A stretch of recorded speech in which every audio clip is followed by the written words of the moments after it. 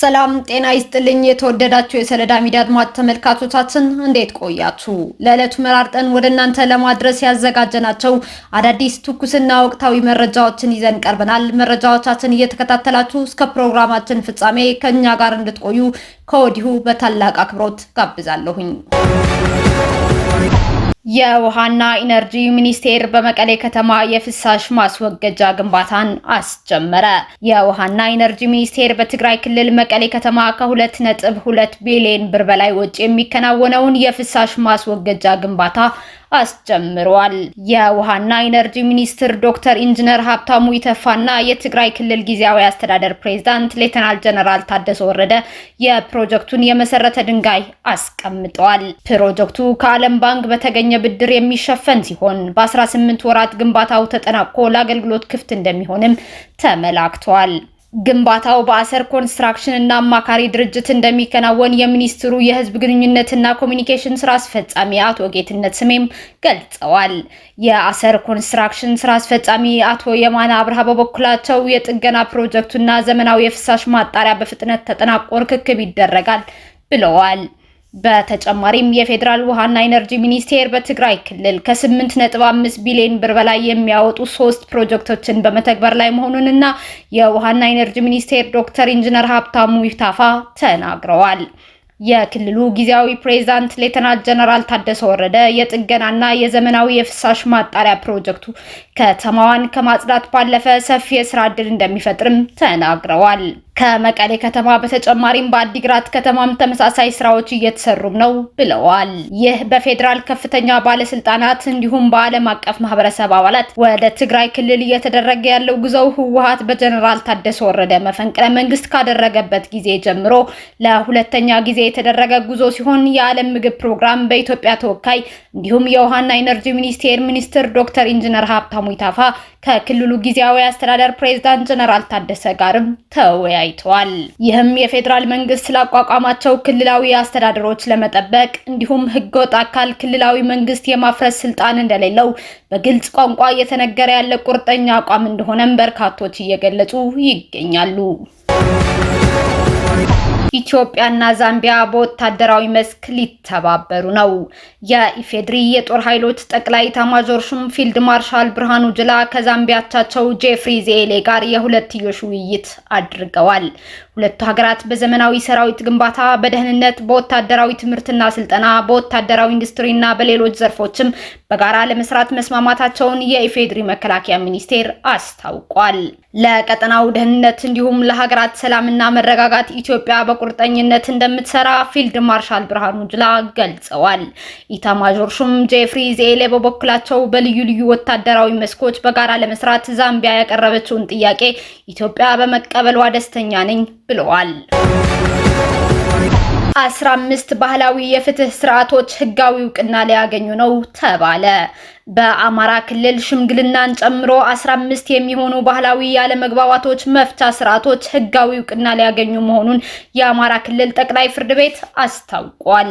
የአማራ ክልል ጠቅላይ ፍርድ ቤት ከባለድርሻ አካላት ጋር ባካሄደው መድረክ የባህላዊ ፍርድ ቤቶችን ለማቋቋምና እውቅና ለመስጠት በሚያስችሉ ጉዳዮች ላይ ጥናት ቀርቦ ውይይት አድርጓል። በመድረኩ የተገኙት የአማራ ክልል ጠቅላይ ፍርድ ቤት ፕሬዝዳንት አቶ አለማን ታግደው በክልሉ በተደረገ ጥናት መሰረት ሽምግልናን ጨምሮ 15 የሚሆኑ ባህላዊ ያለመግባባቶች መፍቻ ስርዓቶች መኖራቸው ተረጋግጧል ብለዋል። እነዚህ ባህላዊ የፍትህ ስርዓቶች እውቅና እንደሚሰጣቸውም ተናግረዋል። ባህላዊ ፍርድ ቤቶች ለህብረተሰቡ ተደራሽ የሆነ የፍትህ አገልግሎት በመስጠት እንዲሁም ዘላቂ እርቅን በማስፈን ጉልህ ሚና እንደሚጫወቱም ገልጸዋል። በክልሉ ለባህላዊ የፍርድ ቤቶች የህግ ማዕቀፍ በመዘጋጀቱ በቀጣይ ከሰብአዊ መብቶች ከሴቶችና ህጻናት እንዲሁም ከህገ መንግስት ጋር የተያያዙ ጉዳዮች በስተቀር ሌሎች ያለመግባባት ጉዳዮች በባህል ፍርድ ቤቶች ውሳኔ እንዲያገኙ ይደረጋልም ሲሉ ተናግረዋል። ለባህላዊ የፍትህ ስርዓቶች እውቅና መስጠት የሚያስችል መመሪያ ተጠናቆ የትግበራ እቅድ መዘጋጀቱንም ጠቁመው የሰው ኃይል ምልመላና ስልጠና መጠናቀቁም ፕሬዝዳንቱ ገልጸዋል። በጦርነት በምትታመሰው ሱዳን ወታደራዊ ማመላለሻ አውሮፕላን ተከስክሶ የአውሮፕላኑ ሰራተኞች ህይወት አለፈ። ወታደራዊ ማመላለሻ አውሮፕላን በምስራቅ ሱዳን የአየር ማረፊያ ለማረፍ ሲሞክር መከስከሱ ተሰምቷል። አደጋው በጦርነት በወደመችው ሀገር አሳዛኝ ክስተት ሲሆን ሁሉም የበረራ አባላት ህይወታቸውም አልፏል። አልዊሽን ኢል 76 የተሰኘ አውሮፕላን ወደ ፖርት ሱዳን ኦስማን ዲግና የአየር ማረፊያ ሲቃረብ መከስከሱን ሁለት ወታደራዊ ምንጮች ለኤኤፍፒ የዜና ወኪል ተናግረዋል። ምንጮቹ በማረፍ ሙከራው ወቅት የቴክኒካል ብልሽት እንዳጋጠመውም ጠቅሰዋል። በአውሮፕላን ውስጥ ምን ያህሉ ሰዎች እንደነበሩ ያልገለጸው ከመንግስት ጋር የተገናኘው የሱዳን ጦር ኃይል ሁሉም የአውሮፕላን አባላት ህይወታቸው ማለፉን ግን ይፋ አድርጓል። በአየር ማረፊያው ላይ የመጨረሻው አሳዛኝ ክስተት ያጋጠመው በግንቦት ወር ሲሆን ሰው አልባ አውሮፕላኖች አየር መንገዱን ጨምሮ በፖርት ሱዳን በርካታ ቦታዎች መደብደባቸው ይታወሳል። ሰኞ ዕለት የፈጣን ድጋፍ ሰጪ ኃይሎች አርኤስኤፍ በምዕራብ ኮርዶፋን ግዛት የሚገኘውን ሄግሊግ የነዳጅ ማጣሪያ ስፍራን መያዛቸው ይታወሳል። የሱዳን ጦር ስፍራውን ለቆ ከወጣ በኋላ የሱዳን ትልቁን የነዳጅ ማምረቻ ቦታ አርኤስኤፍ ተቆጣጥረዋል ሲል ሱዳን ትሪቡን ዘግቧል። ወታደራዊ ምንጮች ለአልጀዚራ እንደተናገሩት ሰራዊቱ ከባቡኑሳ ምዕራብ ኮርዶፋን እየለቀቀም ይገኛል። አርኤስኤፍ ካለፈው ሳምንት መጀመሪያ አንስቶ ስትራቴጂካዊ ስፍራዎችን እየተቆጣጠረም ይገኛል። የቤኒንን ኩዴታ ለመቀልበስ የፈረንሳይ ልዩ ኃይል መሳተፉ ተነገረ።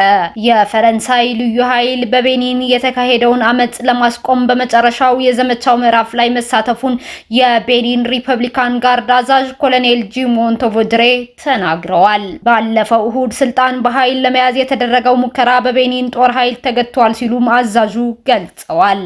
ባለፈው እሁድ ከሰዓት በኋላ የቤኒን ጦር በተለዩ ኢላማዎች ላይ ጥቃት ከፈጸመው የናይጀሪያ አየር ኃይልና ልዩ ኃይሏን ከላከችው ፈረንሳይ ድጋፍ ማግኘቱንም ጠቁመዋል። ከልዩ ኃይል ጋር በመሆን ሁኔታው ለመከታተል ፈረንሳይ የስለላ አውሮፕላን ወደ ቤኒን መላኳን ስፑትኒክ የሀገሪቱን ሚዲያ ጠቅሶ ዘግቧል። የፈረንሳዩ ፕሬዝዳንት ኢማኑኤል ማክሮን እና የቤኒኑ ፕሬዝዳንት ፓትሪስ ታሎን የመፈንቅለ መንግስት ሙከራው እሁድ ዕለት በመካሄድ ላይ እንደነበር በስልክ ተነጋግረው እንደነበርም ተዘግቧል። የጀርመን ፈረንሳይና እንግሊዝ መሪዎች በዩክሬን ጉዳይ ላይ ከፕሬዝዳንት ዶናልድ ትራምፕ ጋር መከሩ። የጀርመኑ ፍሬድሪክ ሜርዝ፣ የእንግሊዙ ኬር ስታርመር እና የፈረንሳዩ ማክሮን በስልክ ትራምፕን አውርተዋቸዋል። በዩክሬን ሰላም እንዴት መምጣት እንዳለበት ውይይት ያደረጉት መሪዎቹ በአጭር ጊዜ ውስጥ መፍትሄ ለማምጣትም ቃል ገብተዋል። በሚቀጥሉት ቀናት በርካታ የድርድር ስራዎች እንደሚከናወኑም መሪዎቹ ተወያይተዋል። ለዩክሬንና ዩሮ አትላንቲክ ቀጠና ወሳኙ ጊዜ ነው ብለዋል መሪዎቹ። ፕሬዝዳንት ቮሎዲሚር ዘለንስኪ አዲስ እቅዳቸውን በተደራዳሪዎቻቸው አማካኝነት ለአሜሪካ ያቀርባሉም ተብሏል። የአውሮፓ መሪዎች የፕሬዝዳንት ዶናልድ ትራምፕ የሰላም ውጥን ለሩሲያ ያዳላ ነው በሚል መተቸታቸውን ተከትሎ አዲስ የሰላም ሀሳብ ለመተግበርም እየሰሩ ይገኛሉ። የዩክሬኑ ፕሬዝዳንት ቮሎዲሚር ዘለንስኪ ለመፍትሄ እንሰራለን ማለታቸውም አይዘነጋም። እስካሁን አብራችሁን ከኛ ጋር ስለነበራችሁ እያመሰገንኩኝ በሌሎች መረጃዎች እስክንመለስ እንደተለመደው የሶለዳ ሚዲያ ቤተሰብ በመሆን ላይክ፣ ሼር፣ ሰብስክራይብ ማድረጋችሁን አትርሱ። አዳዲስ ትኩስና ወቅታዊ መረጃዎቻችን በቶሎ እንዲደርሷችሁ የደወል ምልክቷን ይጫኑ። ስኬት፣ ድልና ሰላም ለኢትዮጵያውያን። ሶለዳ ሚዲያ